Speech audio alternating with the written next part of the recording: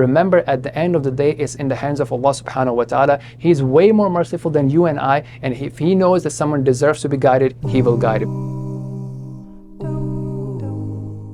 إن الذين كفروا سواء عليهم أأنذرتهم أم لم تنذرهم لا يؤمنون ختم الله على قلوبهم وعلى سمعهم وعلى أبصارهم غشاوة ولهم عذاب عظيم.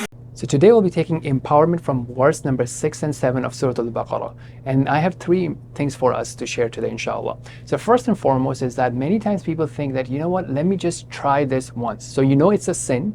You may have friends, you may have people, you're like, let me just try it once. And what is the consequence of trying something for once? And what are the consequences for not doing tawbah from that, not repenting from that sin?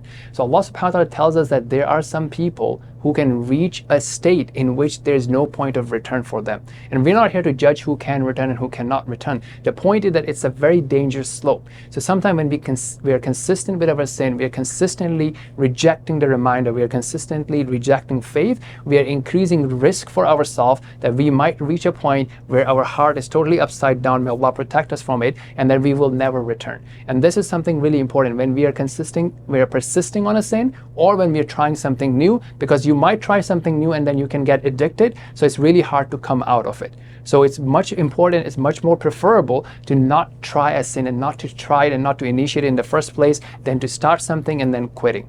Okay, the second thing that we learn here is basically that you may have a loved one, a family member, a friend that you're really trying to transform or influence and bring them from misguidance to guidance, and you're not able to do that. And sometimes we start blaming ourselves, and sometimes we start feeling really depressed, and so on and so forth. So remember, at the end of the day, it's in the hands of Allah subhanahu wa ta'ala. He's way more merciful than you and I, and if He knows that someone deserves to be guided, He will guide him. So we make our best effort, but we leave the results to Allah subhanahu wa ta'ala and trust in His decision.